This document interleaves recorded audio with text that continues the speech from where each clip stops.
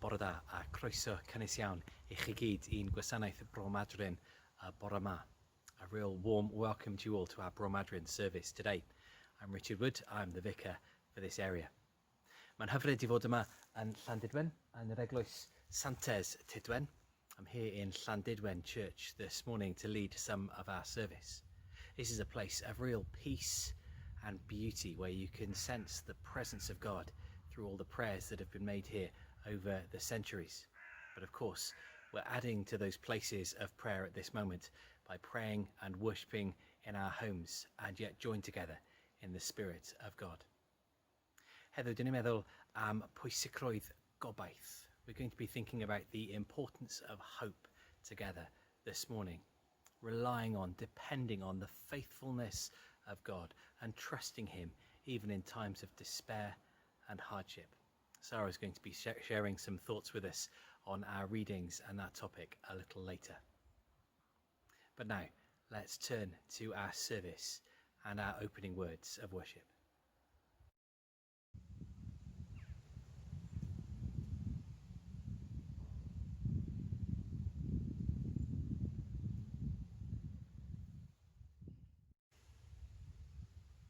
Yn enw'r Tad, a'r Mab, a'r Ysbryd Glân. Amen.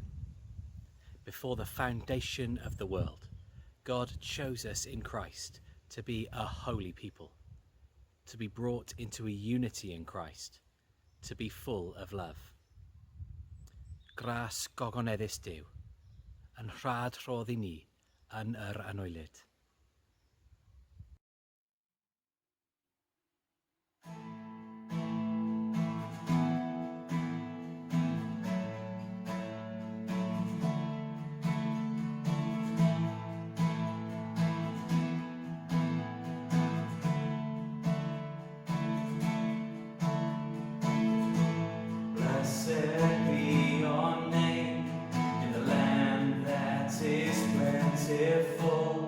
Where your streams of abundance flow, blessed be your name. Blessed be your name, when I'm found in the desert place. Though I walk through the wilderness, blessed be your name. Every blessing you pour out, I'll turn back to praise. When the darkness closes in, Lord, still I will say, blessed be the name of the Lord, blessed be your name. Blessed be the name of the Lord, blessed be your glorious name.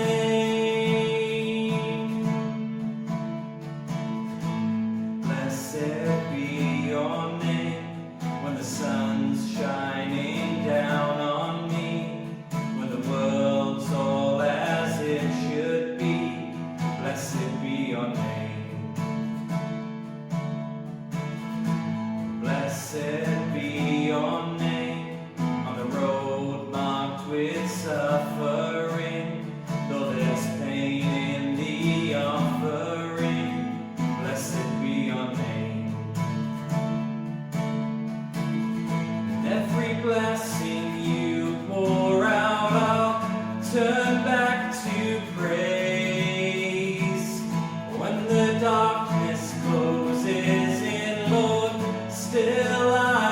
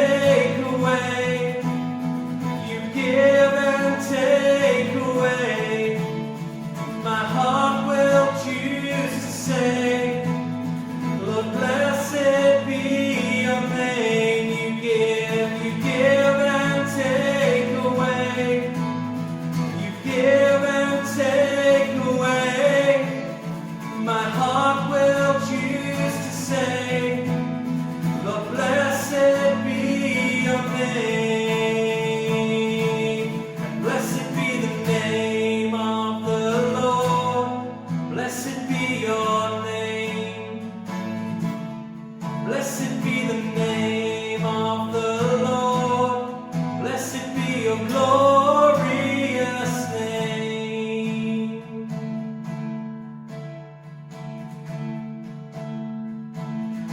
Every blessing you pour out, I'll turn back to praise. When the darkness closes in, Lord, still I will say, blessed be the name of the Lord. Blessed be your name.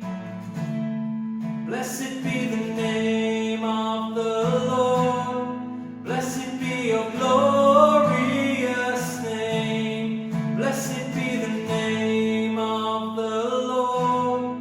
Blessed be your name. Blessed be the name of the Lord. Blessed be your glorious name.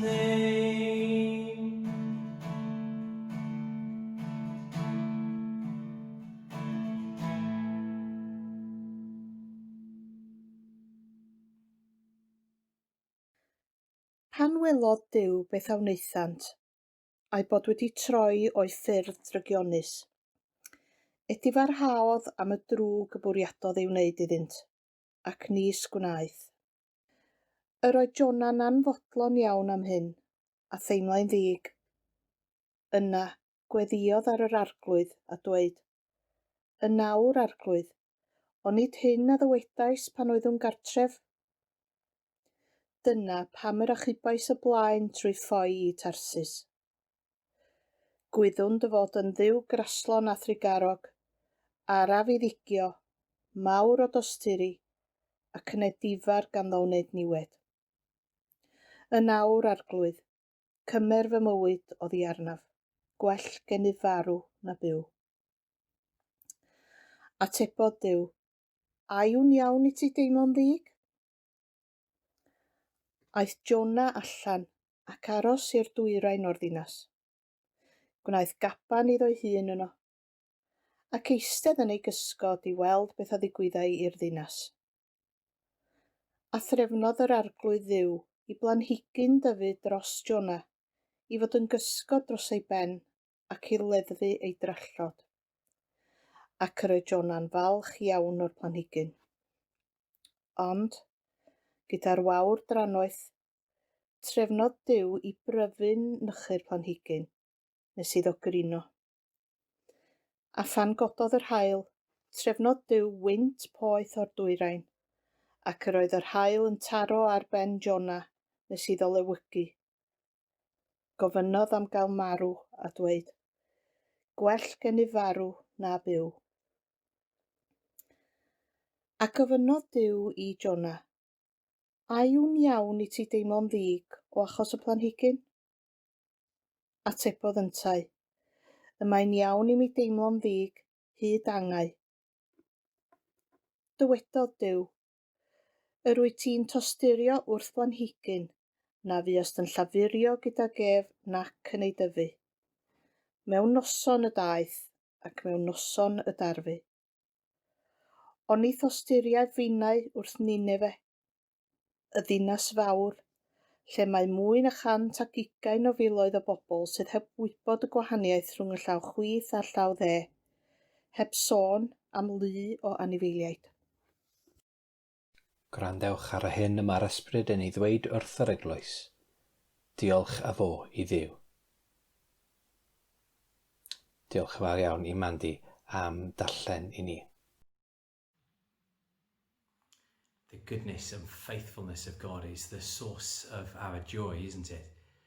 And when we sometimes turn from trusting in Him and relying on God and look to ourselves to be the source of our hope, our own strength, our own ability, and that of course is when we find that our hope fails and we grieve God's heart. At other times we find ourselves without hope, to be hopeless, having turned away from Him. Well, God calls us back, and in His infinite grace and mercy, He offers us forgiveness. So let's come to Him now, turning back to Him, placing our trust in Him, and in His mercy, forgiveness, goodness, and love. Let's pray.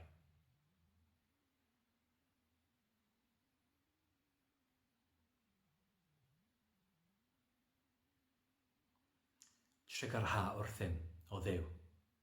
Rydym wedi pechu yn dy erbyn.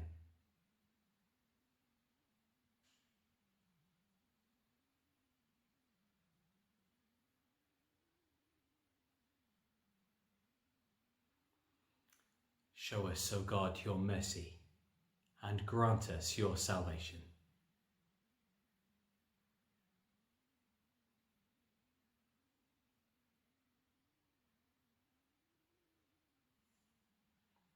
Bydde di Dduw ein tad faddau i ni, a'n gwared oddi wrth ein holl bechodau, a rhoddi i ni ras a nerth yr ysbryd glân.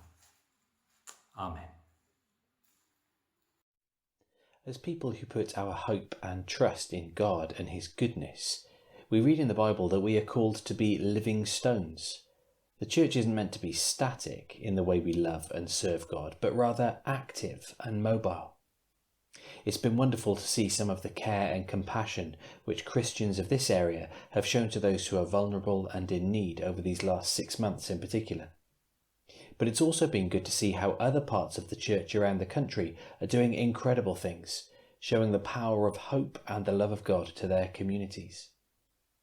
In the parish of Bedwas, Machen, Michaelston of Edu and Rydri, the BMMR parish as it's known, which is down in the south in Monmouth Diocese, they've established something called the Care Project.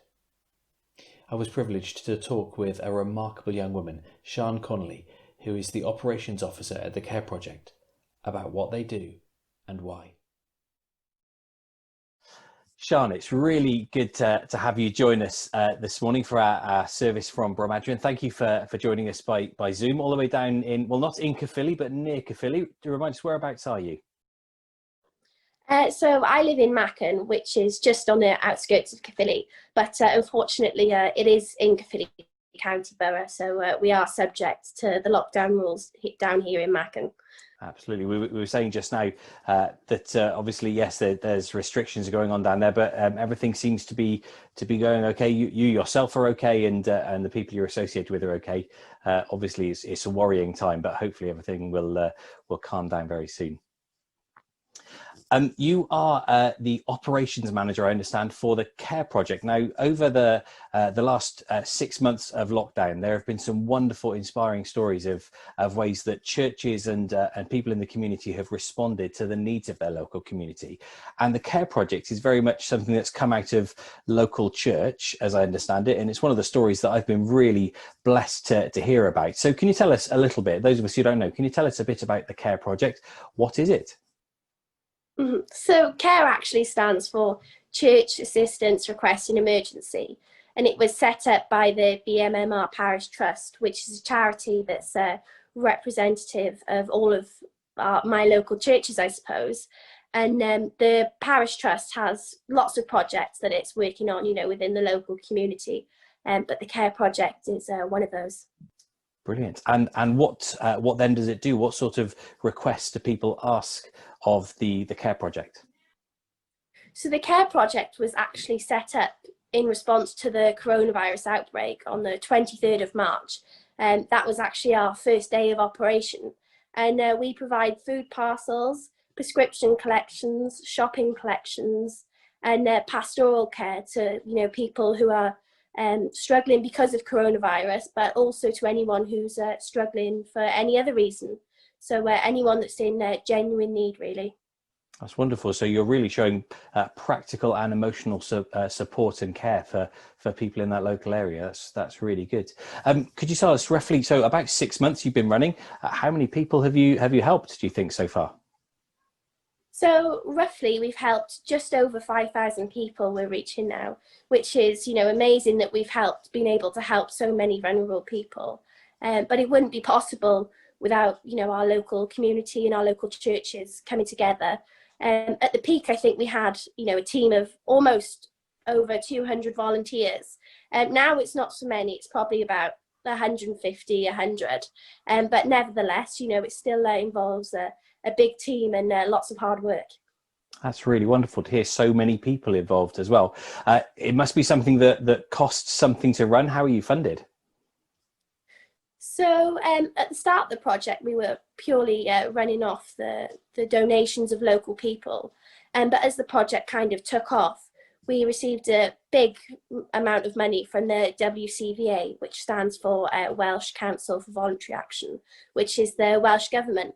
And they gave us £42,000 to help us fund the project. Wonderful. And what's that been used on? It's I guess it's employing you in your role. We'll ask you about that in a moment, but how many of you are involved in that? So, well, we've got all of our volunteers and we've got 5 staff members, which we didn't all actually have at the start of the project, two of which are apprentices. One of them studying for level 3 communications qualification, and the other one is studying for a level 3 business qualification as well.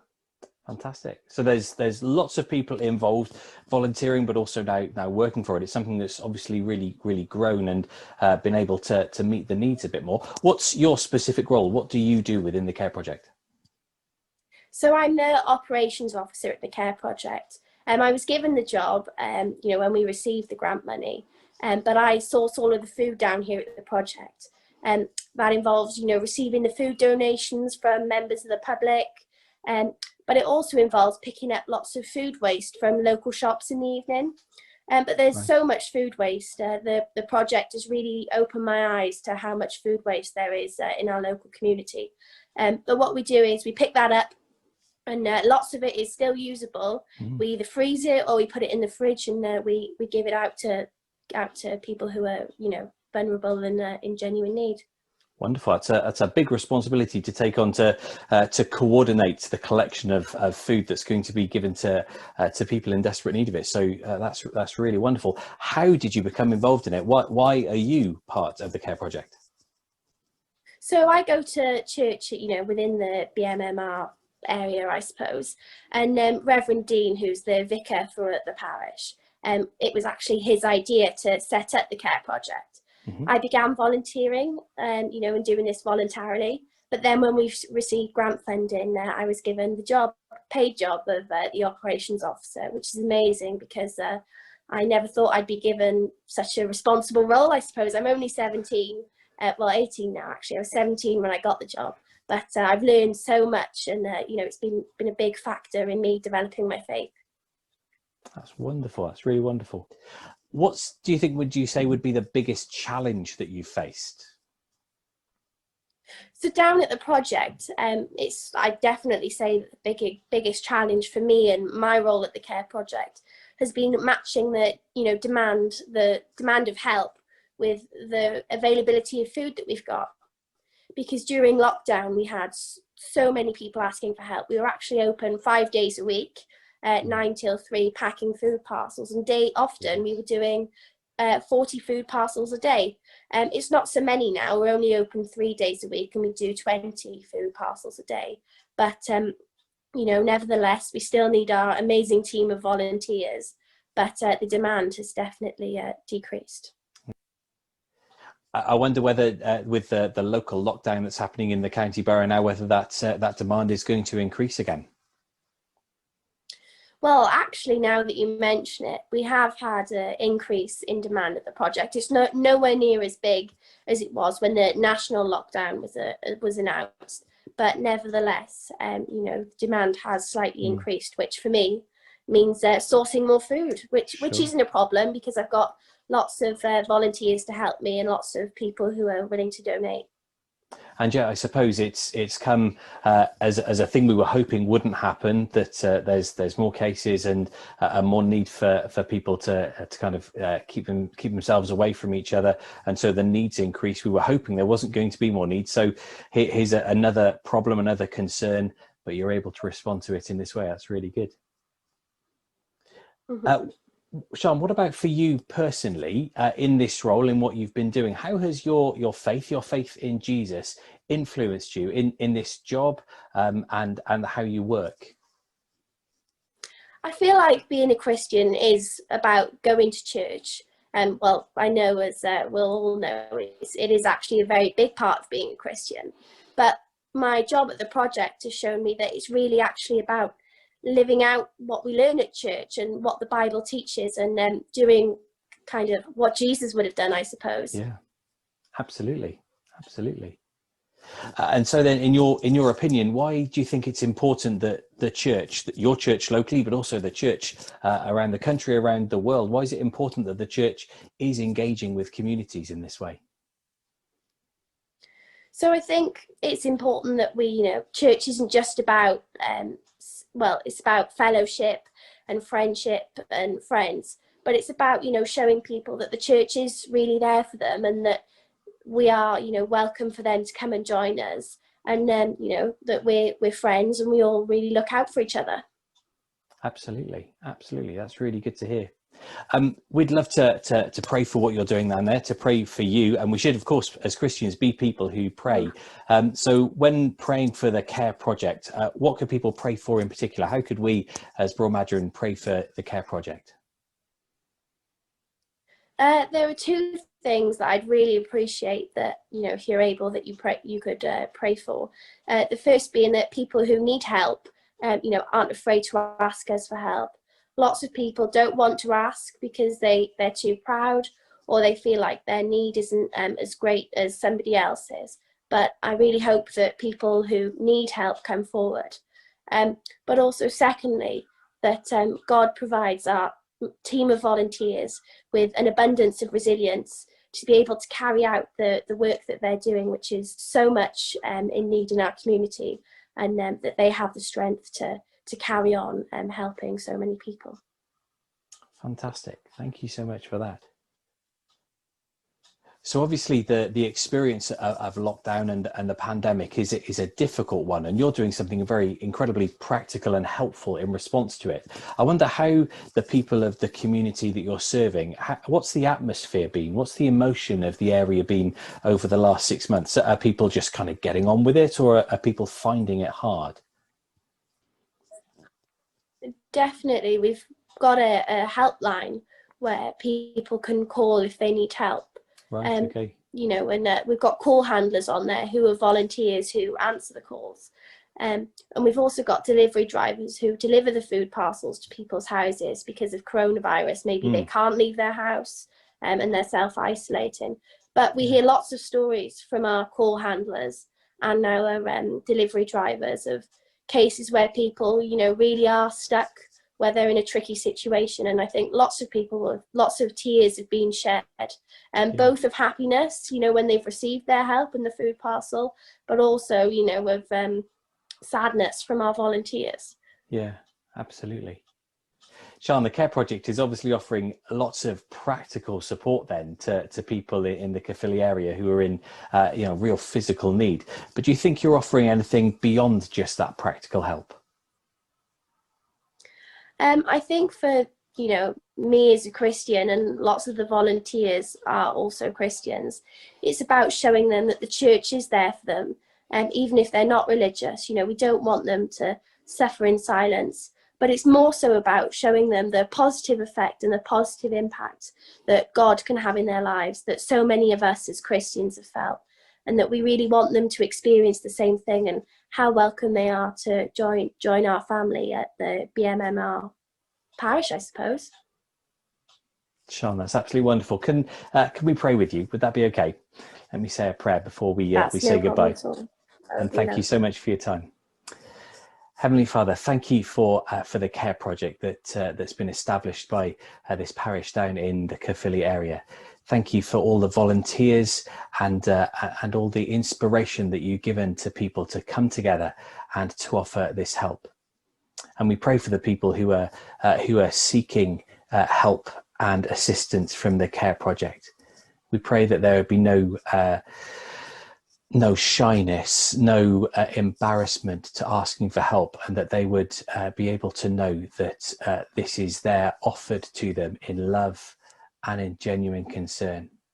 And we pray that you would support and uphold all of the volunteers, all of the staff, everyone associated with the Care Project, and indeed that entire community.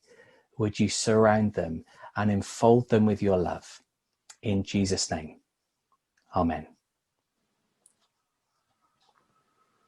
Sian, thank you so much for joining us. Thank you so much. That was great. You're welcome. Bless you. Thank you. Bye-bye. Thank you very much. It was great. Dyn ni'n mynd i rando ar yn ail darlleniad nawr. Dyma Barbara Custance Barbara is going to bring our second reading to us now from the Gospel according to St Matthew, after which we're going to hear from Sarah.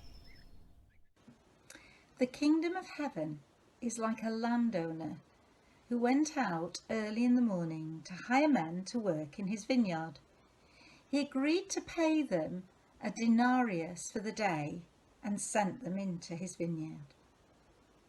About the third hour he went out and saw others standing in the marketplace doing nothing. He told them, "You also go and work in my vineyard, and I will pay you whatever is right." So they went.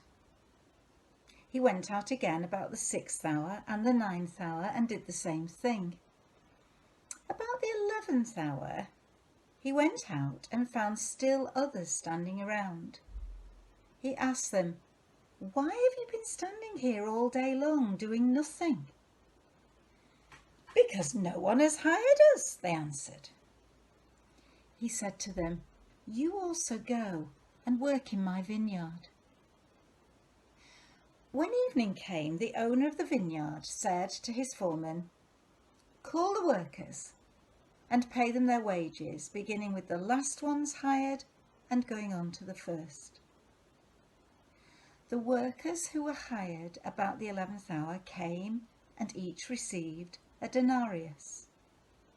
So when those who came who were hired first, they expected to receive more. But each one of them also received a denarius. When they received it, they began to grumble amongst themselves against the landowner. "These men who were hired last worked only 1 hour," they said, "and you have made them equal to us who have borne the burden of the work and the heat of the sun." But he answered one of them, "Friend, I'm not being unfair to you. Didn't you agree to work for a denarius? Take your pay and go. I want to give the man who was hired last the same as I gave you. Don't I have the right to do what I want with my own money? Or are you envious because I am generous?" So the last will be first, and the first will be last. Hear what the Spirit is saying to the church. Thanks be to God. May the words of my mouth and the meditation of all our hearts be acceptable unto thee, our rock and our Redeemer. Amen. So today, as autumn hovers all around us, in mists and sparkling spiderwebs and apple crumbles and chilly mornings, and as we feel the dread of the return of tighter restrictions, we need to focus on 3 key attitudes, 3 principles or 3 themes to guide us through whatever we face next. And I think that they are resilience and resistance and hope. One of the most challenging things for any of us to do is to negotiate the tidal wave of other people's opinions or advice or their fears or their prejudices and presumptions, isn't it? To know how to discern wisdom from the sea of confusion out there. To fight against negativity or cynicism, bitterness or hopelessness or despair. To refuse to allow a vital part of ourselves to die and to just give in to the loudest voices. We're not facing a unique challenge, even if the particular features are themselves new. The struggle against the temptation to despair is eternal. It tempts us to turn away from that which gives life in all its fullness, to that which only provides temporary relief, or pleasure, or fulfillment, or satisfaction, despite its promises. To resist this pull towards emptiness, we need to add one other key act: remembering. Any resilience, resistance, or hope grows from the act of remembering who we are, who God is, and the relationship between us. Our readings for today give us glimpses of this truth and how it plays out in real life situations. Due to a serendipitous brain fog moment, I accidentally read from Job 3 instead of Jonah 3 when preparing for this talk, but what I read chimes so well with what I've been thinking about recently that we're going to go with it. I'm going to read a few verses from Job chapter 3. For my sighing comes like my bread, and my groanings are poured out like water. Truly the thing that I fear comes upon me, and what I dread befalls me. I am not at ease, nor am I quiet. I have no rest, but trouble comes. And then his comforter responds, think now, who that was innocent ever perished, or where were the upright cut off? As I have seen, those who plough iniquity and sow trouble reap the same. By the breath of God they perish, and by the blast of his anger they are consumed. This exchange demonstrates an example of how, when we're drawn into despair, the world can offer what it believes is helpful advice, or it tries to tell us what we should believe about God, which of course is their understanding of God created in the world's image, in the world's terms, according to what is considered fair by so many. God's standards of fair play, however, are very different. Job's friends represent this way of thinking as they respond to Job's misery and suffering. We must listen to the psalmist for an alternative response.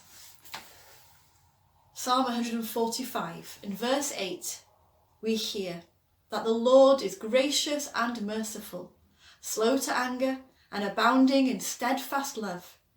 The Lord is good to all, and his compassion is over all that he has made. These familiar words are the same as those said by Jonah when he's faced with a reminder of who the Lord is, despite his own wishes for the Ninevites. You can hear the sulkiness in Jonah's voice when he says, "For I know you are a gracious God, and merciful, and slow to anger, and abounding in steadfast love, and ready to relent from punishing." Have you ever felt like Jonah, wishing for some good old-fashioned smiting, maybe on someone in your past or your present, maybe on a whole group of people you disagree with, whom you feel deserve a good smiting? We may preach forgiveness, but the human heart has plenty of capacity for refusing to do so, hasn't it? Job's comforters and Jonah himself both share in the same understanding of the world, that some situations call for certain consequences, retribution, and the need and expectation that God will agree with us. God, of course, has a very different agenda, one that Jonah is forced to admit. He does know, he just either chose to forget or he didn't want to accept the reality of God's great mercy, righteousness, and extravagant grace. So to bring us back to where I began, our resilience to be able to deal with adversity, pain, and suffering, and disappointment is, or should be, grounded not in our own strength, but in the remembrance of God's divine nature. If we try to build our resilience on our own, we will ultimately not succeed. But if we remember who holds us, who made promises to us, and who lived and died and rose again amongst us, we have a sure ground to develop our resilience. And from that resilience, we can then turn to resisting the narrative of despair, the attraction to cynicism, and the temptation to give up. Resistance drawn from our resilience, can then begin to imagine renewal, which gives us hope. And hope changes everything. Hope is what kept the labourers waiting all day. Hope is what invigorates ordinary people and motivates lay and clergy to risk arrest in the Extinction Rebellion protests. Hope is what moves people of colour to demand change in the US and elsewhere. And hope is what pushes people of faith everywhere to respond creatively to the challenges of COVID-19, as the video that Richard shows demonstrates. And in the many different ways the Church has found to reach people and hold worship during these last 6 months. Resilience to cope with adversity, resistance to despair, and renewal of hope, all finding their source in the God who upholds covenants, loves extravagantly, pours out grace, and keeps coming back to the vineyard. Amen.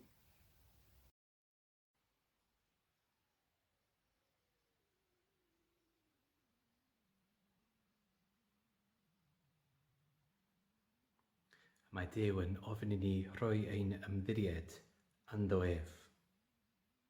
God asks us to put our trust in him, to find our hope in him. And so we turn to him with those things on our hearts and minds, where we long to see him act, where we long to hear him speak. Gweddiwn ar y tad.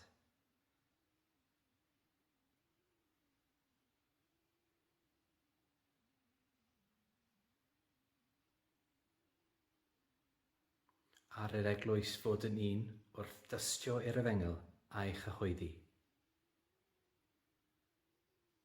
We pray for the life of the Church of God in this place, in the communities in which we live, and the lives of the people we love and serve.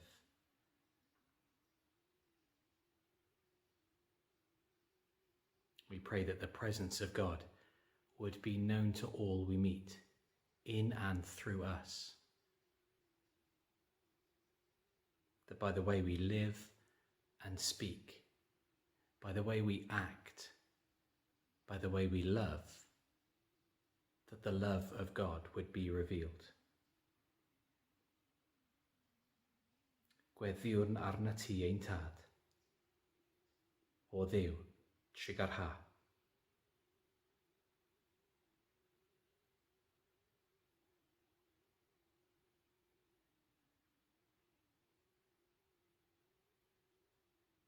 Let us pray to the Father for the peace and stability of all peoples, and for the leaders of the nations.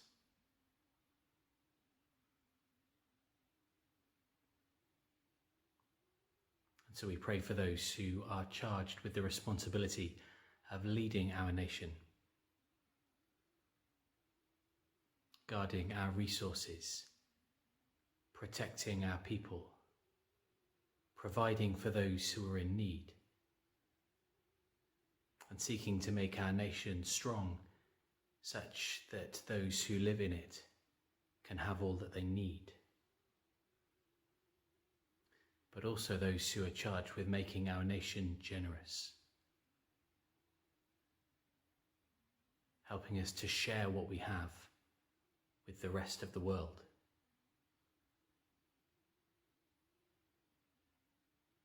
We pray to you, our Father. God, have mercy.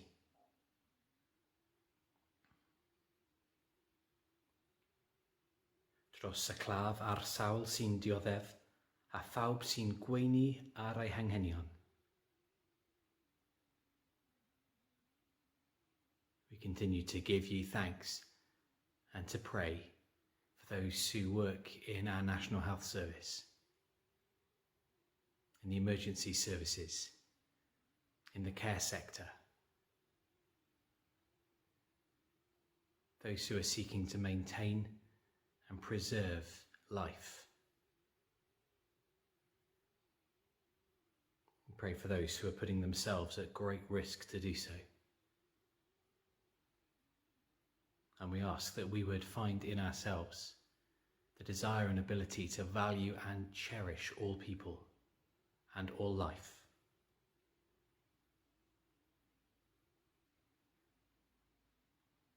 Gweddiwn arna ti ein tad, o Dduw trigar ha.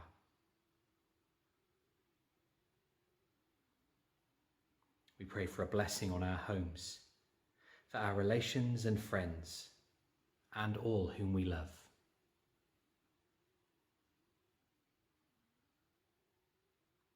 As once again restrictions come into place as to the number of people we can meet and spend our time with, as families are kept apart once more. We pray for those closest to us, but whom we are unable to see. We pray that we would make good use of all the remarkable resources available to us, technology and methods of communication, but help us not to lose the value of personal contact. And as we long for the day when we can meet one another again, embrace one another again, help us to cherish that which we are missing so that we might value it all the more. We pray to you, our Father. God, have mercy. Cyflwyni ein hunain, a phawb y gweddiwn drosnynt, I drigaredd a nodded Duw. Dad trigarog, derbyn y gweddiau hyn, mwyn dy fab ein gwaredwr Iesu Grist. Amen. And in the language of our choice, we say the prayer that Jesus taught his disciples. We say the Lord's Prayer. Ein tad, ar hyn oed yn y nefoedd, sancteiddir y denw, deled dy dernas, gwneled y wyllus, megis yn y nef, felly ar y ddair hefyd. Darywyn ni heddiw ein bara bynyddiol, a maddau ni ein dyledion, fel meddeuon ni ein dyledwyr. Cnac arwain ni brofedigaeth, eithir gwared ni rhag drwg, canis eiddo ti o'r dernas, a'r gallu a'r gygoniant, yn oes oesoedd. Amen.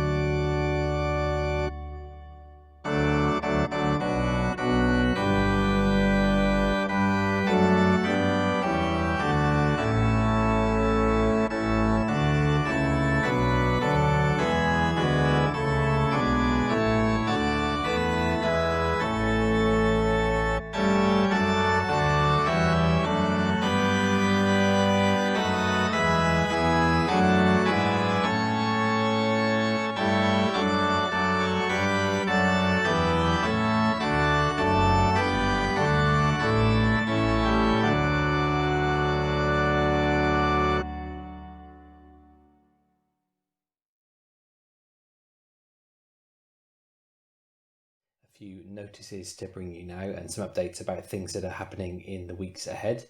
But first and most importantly, an update on Sarah. As many of you will know, towards the end of last week, she developed mild coronavirus-like symptoms and very wisely and as an act of caution ordered a home test kit, which arrived rather late, was sent off immediately, but unfortunately yet we haven't had the result back.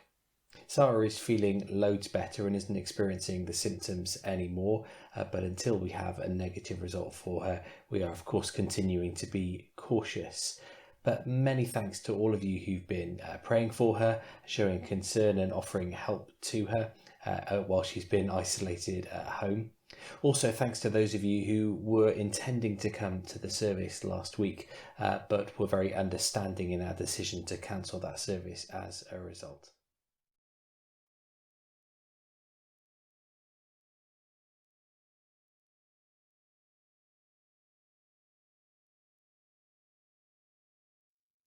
Next Sunday, we'll be having a service like this shared online as every week from now on. It's recorded in advance and it should be ready to view on our Facebook page, on our YouTube channel and on our website at 10 o'clock next Sunday morning. But also next Sunday, we're going to be holding our next service in person in church in St David's Church in Nevin. It will be a communion service and we'll be holding it at 10 o'clock and then repeating it at 11 o'clock as we've done the last few times. Again, it's helpful if you could let us know that you plan to come, but of course you're welcome to just turn up to either of those services and we'll try to make sure that there is space for you there. But if you'd like to let me know your intention to come, we'd be really grateful. A couple of other things to mention. We've been talking for a good few weeks now about our Bible reading group that we're starting, looking at Paul's letter to the Romans. The Welsh group has already started. It started this last week and is taking place on Thursday mornings using Zoom. Sarah is leading that and it's really exciting to have a Welsh language Bible study group. You are of course still welcome to join us. Even though the first week has happened, you'd be really welcome to come and join at this point. No problem whatsoever. Do get in touch with Sarah if you'd like to be part of that group. You can phone her and email her on babel@bromadrin.church for information about that group. I'm going to be running an English language group. It's going to be on an evening. As yet we haven't quite decided which day. A last few group of people are trying to help us decide which day we're going to be holding that. You can still be part of it. It's going to be a nice informal way just to look at some of the Bible together and learn together what God is saying to us through it. So do get in touch with me if you'd like to be part of that. Bible@bromadrin.church will get a message to me as well. If you're struggling to use the technology that you think you need to be part of those groups, again, we've said it before, I'll say it again, please do get in touch with us. We're getting pretty good at helping people learn how to use it now. So it would be really good if you wanted to be part of it, but we're just a little concerned that you couldn't use Zoom. Get in touch and we can help you to do that. Our midweek coffee morning continues again on Zoom, Wednesday mornings at 10 o'clock. We're hoping maybe at some point in the near future to start our prayer meeting on Zoom as well, seeing as we continue to be unable to meet for such things. Our prayer meeting is the one thing that perhaps we should have made sure was there from the very beginning, but now we're looking to start it up again. So again, please stay in touch with us for information about that. That would be really good. There are going to be some Cafe Colled groups, our bereavement cafe, coming up again soon. So look out for those bits of information about that. And next Sunday, you should receive, in advance of the Sunday, I hope, a copy of our notice sheet for October, which will have all sorts of other information in it. Please be praying over the next few days, weeks, even months, for our ministry team and our ministry area council. We're responding to a request from Bishop Andy to all ministry areas in Bangor Diocese that we do some really good thinking and praying about how we might respond in the long term to what's happened over these last few months and what's going to continue for the next few months at least as well. This is having a significant impact on our life together as a church and of churches all across the world, of course. It's not something we're going to be able to just go back and do the old things again afterwards. So please be praying for us as we make those prayerful considerations and deliberations. The ministry team are meeting regularly to talk about that and to see what God might be leading us towards, and the Ministry Area Council will be consulting on it in due course as well. So please pray for those two groups.